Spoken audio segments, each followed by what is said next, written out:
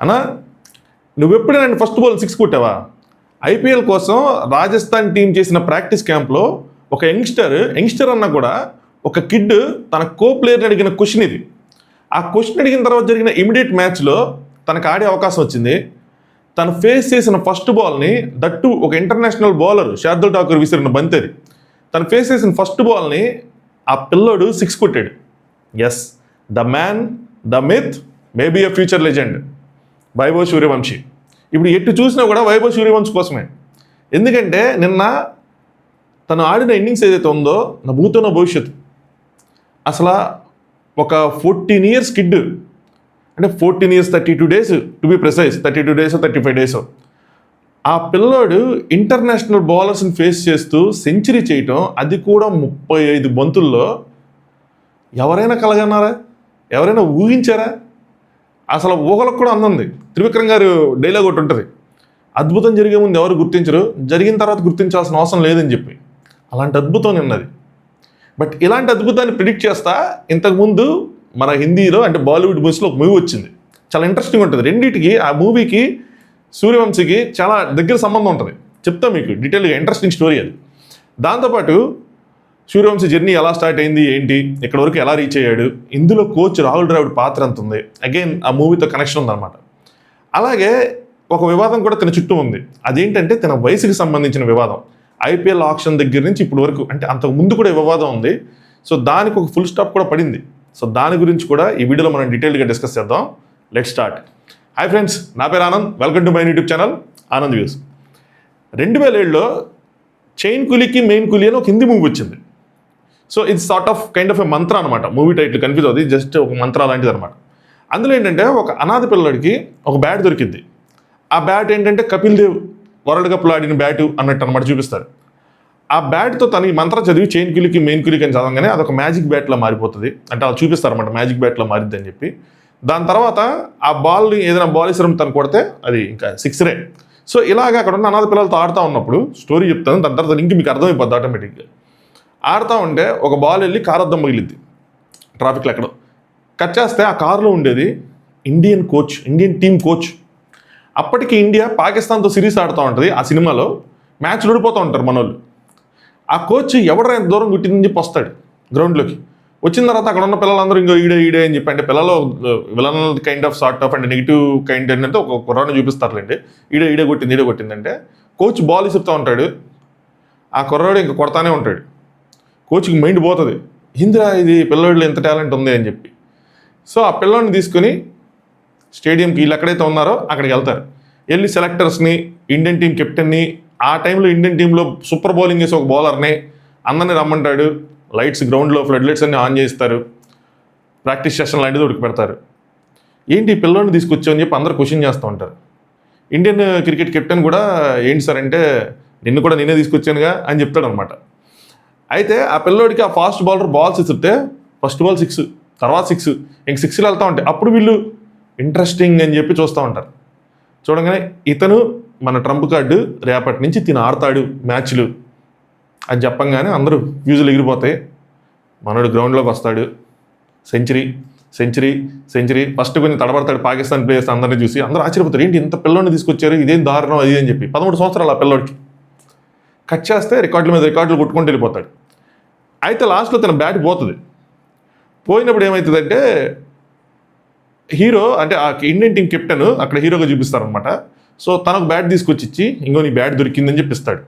యాక్చువల్గా ఆ బ్యాట్ కాదు. సో బ్యాట్లో మ్యాజిక్ లేదు. తను చెప్పాలనుకునేది ఏంటంటే లాస్ట్లో ఇట్స్ ఆల్ అబౌట్ యూ. తనకి న్యాచురల్ టాలెంట్ ఉంది, తనలో ఆత్మవిశ్వాసం ఉండాలి అంతే. So you have a natural talent, నీలో ఆత్మవిశ్వాసం నింపుకో. సో బ్యాట్తో సంబంధం లేదు, నువ్వు మంచి ప్లేయర్వి అని చెప్పి. సో అలాంటి సార్ట్ ఆఫ్ స్టోరీ ఇది. ఇంట్రెస్టింగ్గా ఉంది కదా. ఇంట్రెస్టింగ్గా ఉంది అనుకుంటే ఖచ్చితంగా లైక్ కొట్టి సబ్స్క్రైబ్ చేసుకోండి. ఎందుకంటే అలాంటి ఇంట్రెస్టింగ్ మన వీడియోస్ అన్ని అలాంటి ఇంట్రెస్టింగ్ స్టోరీస్తో నింపుతూ ఉంటాం, మంచి వీడియోస్ వస్తాయి. సో సబ్స్క్రైబ్ చేసుకోండి. అయితే ఇప్పుడు వైభవ్ సూర్యవంశీ దగ్గరికి వచ్చినప్పుడు ఒక పిల్లాడు ఇడేమాడతాడు అనుకుంటే తనలో ఒక న్యాచురల్ టాలెంట్ ఉంది. దీన్ని గుర్తించింది ఎవరు తెలుసా? అక్కడ ఎలాగో కోచ్ గుర్తించాడో ఇక్కడ కూడా రాహుల్ ద్రావిడ్ గుర్తించాడు. సో రాహుల్ ద్రావిడ్ ఆ ఐపీఎల్ జరిగే ఆక్షన్లో పార్టిసిపేట్ చేసినప్పుడు ఖచ్చితంగా తీసుకోవాలి అని చెప్పి 1.10 crores తనను కొన్నారు. సో ఈ వైభవ్ సూర్యవంశీ జర్నీ ఎలా స్టార్ట్ అయింది ఏంటి అంటే, మార్చ్ 27, 2011లో తిను పుట్టాడు అనమాట. అంటే ఆ సినిమా 2007లో వచ్చింది, తిను పుట్టింది 2011లో. ఎక్కడ పుట్టాడంటే మట్టిలో మాణిక్యాలన్నీ ఎక్కడ దొరుకుతాయి? చాలా వరకు గ్రామాల్లోనే దొరుకుతాయి. సో బీహార్లోని తాజ్పూర్ విలేజ్ అక్కడ పుట్టాడు.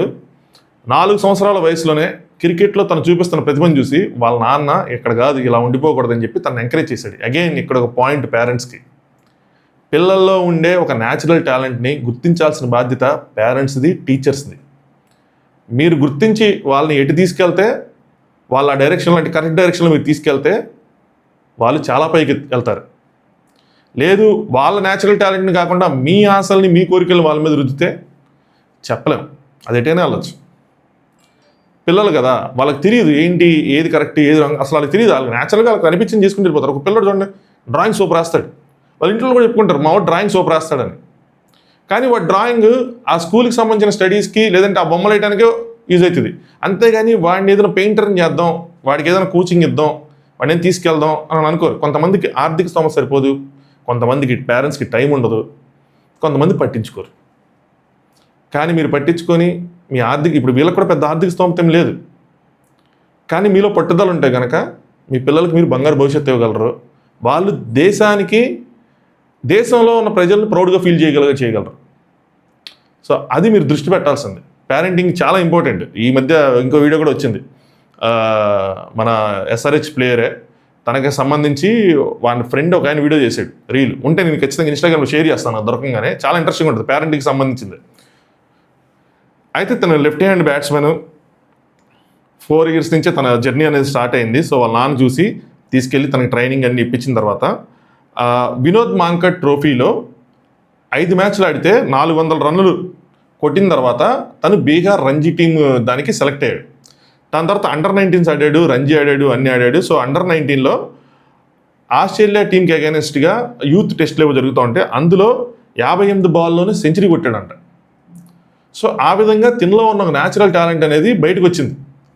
దీన్ని గమనించిన ఆర్ఆర్ టీము ఎలాగైనా తిన్ని కొనుక్కోవాలి, ఎలాగైనా తిన్ని ఐపీఎల్లోకి తీసుకోవాలని చెప్పి తీసుకున్నారు. తీసుకున్న తర్వాతే ఆ ఏజ్ అనే వివాదం చుట్టుముట్టింది. దాని గురించి మనం లాస్ట్లో మాట్లాడుకుందాం. సో తీసుకున్నారు, కానీ ఛాన్స్ వస్తాయా రావా అనుకుంటే బెంచ్కే పరిమితం అవుతాడేమో అని అనుకున్నాను నేను. బట్ లక్, కొంతమంది బ్యాడ్ లక్, కొంతమందికి లక్ అబ్బా, దట్స్ సో లైఫ్ ఈజ్.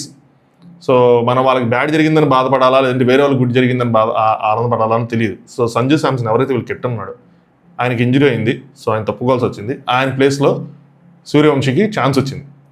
ఆడిన ఫస్ట్ మ్యాచ్లోనే ఫస్ట్ బాల్కే 6 కొట్టాడు. ఆ మ్యాచ్లో తను 20 బాల్కి 34 రన్లు కొట్టాడు, 3 6లు 2 4లు. అవుట్ అయిపోతాడు. అవుట్ అయిపోయిన తర్వాత చాలామంది గమనించారు ఇది. ఆ మ్యాచ్ మనం చూసినప్పుడు మనం కూడా ఇన్స్టాగ్రామ్లో స్టోరీస్లో పెడతాం అన్నమాట. టైంలో అవుట్ అయిపోయిన తర్వాత ఏడ్చుకుంటూ వెళ్తాడు పిల్లాడు. ఈ మాట ఎందుకు చెప్తాను గుర్తుంచుకోండి, దీనికి నీకు లాస్ట్లో పాయింట్ చెప్తాను ఎందుకు ఏడ్చాడు ఏంటి అన్నది. దాని తర్వాత సెకండ్ మ్యాచ్ ఆర్సీబీతో 12 బాల్కి 16 రన్లు కొడతాడు, అందులో 2 6లు కొడతాడు. సో తన 6 హిట్టింగ్ చూసినప్పుడు ఏందిరా పిల్లవాళ్ళు ఇంత పవర్ ఉంది అనిపిస్తుంది, చాలా బలంగా కొడతాడు. సో ఉంది, నాకైతే అనిపించింది ఖచ్చితంగా ఒక మంచి ఇన్నింగ్స్ ఆడగలడు, ఒక 50 60 అలాంటి అంత రేంజ్లో కొట్టగలడు, ఇంకా టైం పెట్టింది దీన్ని గ్రో అవడానికి అనుకున్నా.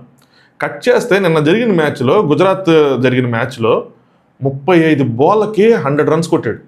టోటల్గా 38 బాల్కి 101 రన్లు కొట్టాడు, అందులో 11 6లు 7 4లు. ఆ 6 హిట్టింగ్ చూస్తే మైండ్ బ్లాక్ అవుతుంది, అసలు మతిపోయింది. ఎన్నిసార్లు హైలైట్స్ చూశాను.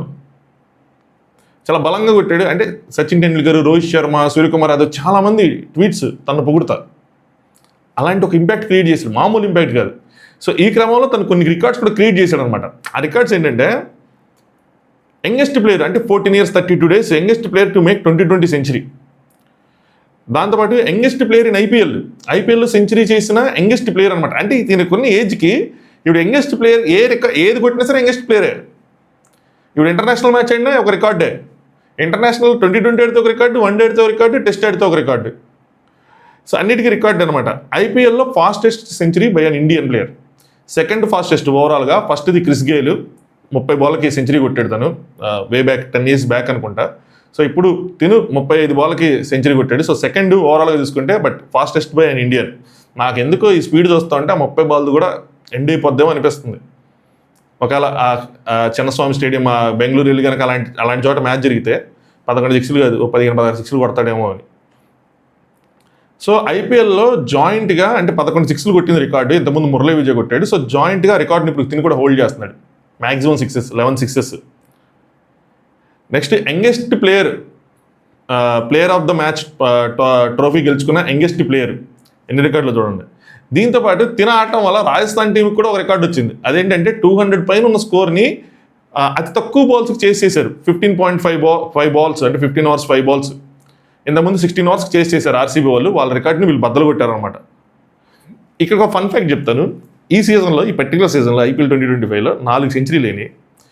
4 సెంచరీలు ఇండియన్ ప్లేయర్స్ చేశారు. బట్ ఫన్ ఫ్యాక్ట్ ఏంటంటే 4 సెంచరీలు లెఫ్ట్ హ్యాండర్స్ చేశారు. ఈ వైభవ్ సూర్యవంశీకి చాలా అడ్వాంటేజ్ లెఫ్ట్ హ్యాండ్ బ్యాటింగ్ అన్నది.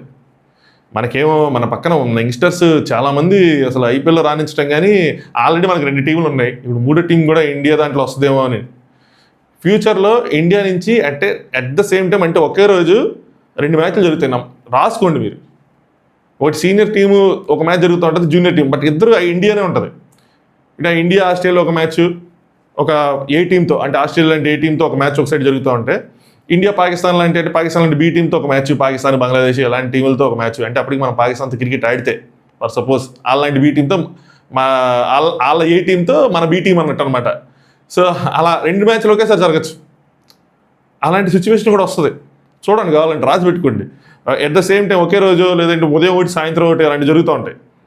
సో ఇవి తిని క్రియేట్ చేసిన రికార్డులు. ఇప్పుడు మనం మెయిన్ మ్యాటర్కి వద్దాం, తిన ఏజ్ గురించి.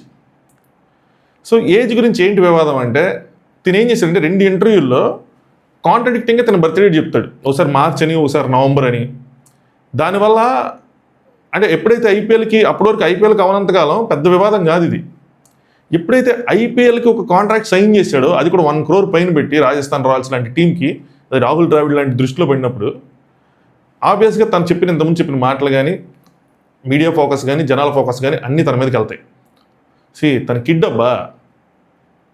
కొంతమందికి ఎలా ఉంటుందంటే, ఇది మనందరికీ ఉన్నది, ముఖ్యంగా 90s కిడ్స్కి దీనికి బాగా కనెక్ట్ అవుతారు. మనకి ఆ జూన్ లోపల ఉండాలి అని చెప్పి ఏం చేస్తారంటే మన పేరెంట్స్, మన బర్త్ డేట్ ఒకటి ఉంటుంది, రికార్డులు ఒకటి రాయిస్తారు. అంటే 1 year వేస్ట్ అవ్వకుండా ఉంటాం కదా. అంటే ఇప్పుడు ఎవరైనా ఆగస్టు సెప్టెంబర్లో పడితే 1 year వేస్ట్ అవ్వకూడదని మార్చిలోని ఫిబ్రవరిలో పుట్టారని రాసి చేస్తూ ఉంటారు. అలాంటిది ఉంది. 2000 తర్వాత అలాంటిది లేదు కానీ. సో అలాంటిది ఏదైనా తన విషయంలో జరిగి ఉండటం వల్ల తను కన్ఫ్యూజ్ అయ్యి ఉండొచ్చు. కానీ దీని మీద ఇంతకు ముందే ఇష్యూ రైజ్ అవటం, దానికి బీసీసీఐ ఒక టెస్ట్ కూడా చేయడం జరిగింది. చెప్తాను చూడండి, ఇది కూడా ఇంట్రెస్టింగ్గానే ఉంటుంది.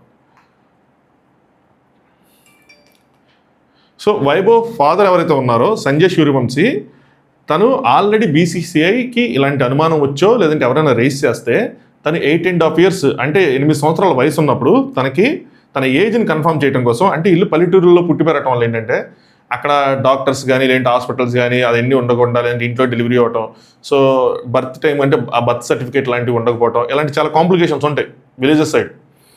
ఇప్పుడు తగ్గిపోయినాయి కానీ ఒకప్పుడు అంటే 2011 ఆ టైంకి కూడా ఇలాంటివి ఉన్నాయి. సో బీసీసీ ఏం చేసిందంటే తన ఏజ్ని కరెక్ట్గా తెలుసుకోవడం కోసం ఒక టెస్ట్ చేశారు. అదేంటంటే బోన్ ఏజ్ టెస్ట్. అంటే బోన్స్ని టెస్ట్ చేసి ఆ బోన్స్లో ఉన్న డెన్సిటీని బట్టి ఏజ్ని గెస్ చేసే టెస్ట్ ఏదో అది చేసి కన్ఫర్మ్ చేశారంట. అంటే ఎగ్జాక్ట్గా రాదు కానీ అటు ఇటుగా ఓకే 8.5 years అంటే 8 years to 9 years మధ్యలో ఉంటుంది ఏజ్, అది 8 years to 10 years మధ్యలో ఏజ్ ఉంటుందని చెప్పి కన్ఫర్మ్ చేశారంట. ఆయన ఏమంటాడంటే, ఇంకా ఎవరికైనా డౌట్ ఉంది, ఇంకా టెస్ట్ చేసుకోవాలన్నా వీఆర్ రెడీ అని చెప్పి ఆయన ఓపెన్గానే చెప్పాడు. ఆ పిల్లాడు ఖచ్చితంగా పిల్లాడు అని నేను ఎలా చెప్తానంటే, మీకు కింద ఒక పాయింట్ గుర్తుంచుకోమన్నాను కదా, ఏంటంటే ఫస్ట్ మ్యాచ్లో అవుట్ అయిపోయిన తర్వాత ఏడ్చుకుంటూ వెళ్ళాడు చూసారా, అదే ఆ పిల్లతనం. ద పాజిటివ్ యాంగిల్లో చెప్తున్నా. అలాగే ఉంటారు కిడ్స్. అంటే ఎట్లాగైనా సరే ఆడిన ఫస్ట్ మ్యాచ్లో మన మార్క్ క్రియేట్ చేయాలి అని చెప్పి ఒక ఆశతో ముందుకు వచ్చి అది చేయలేనప్పుడు ఒక బాధతో వెనక్కి వెళ్తారు. అదే మెచ్యూరిటీ ఉన్నోళ్ళే అనుకోండి, ఒక రాయి తీసుకుంటారు, ప్రిపేర్ అయ్యి ఉంటారు, గుడ్డు బ్యాడ్ అన్ని యాంగిల్స్ ఆలోచించుకుంటారు, అంతా చేసుకుని వస్తారు. పిల్లలు కదా ఒకటే దృక్పథం ఉంటుంది. తన పిల్లాడు, తను ఇంకా కుర్రాడే, చిన్నోడు అంటానికి అదే పెద్ద నిదర్శనం. సో ఒక ఆకలి, ఒక టైప్ ఆఫ్ హంగర్ ఉంది తనలో. ఎలాగైనా సరే మనం ప్రూవ్ చేసుకోవాలి అని. రేరెస్ట్ ఆపర్చునిటీ, తనకు తెలుసు ఆ విషయం. ఇప్పుడు ప్రూవ్ చేసుకోకపోతే మళ్ళీ కష్టం. అందుకని ఫస్ట్ మ్యాచ్లో హాఫ్ సెంచరీ అయినా కొట్టాలనుకుని ఉంటాడు మినిమంగా. అది అవ్వకపోయేటికి తనకి ఏడుపు వచ్చేసింది. ఇక్కడే నాకు అర్థమైంది కిడ్డే అబ్బా అని. సో ఆయన ఐపీఎల్కి పిల్లాడా కాదా, ఎంత ఏజు, ఏజ్తో ఏ సంబంధం లేదు. ఎవరికైనా తెలియకపోతే చెప్తున్నా. ఏజ్కి ఐపీఎల్కి అసలు సంబంధం లేదు. ఇంత ఏజ్ ఉండాలి, ఇంత అండర్ 19 ఆడేటప్పుడు 19 ఇయర్స్ కన్నా తక్కువ ఉండాలి, అలా అక్కడ ఉంటుంది. అండర్ 21 అలా ఉంటుంది తప్పితే ఐపీఎల్లో అలాంటిది ఏమీ లేదు, రిస్ట్రిక్షన్ ఏమీ లేదు.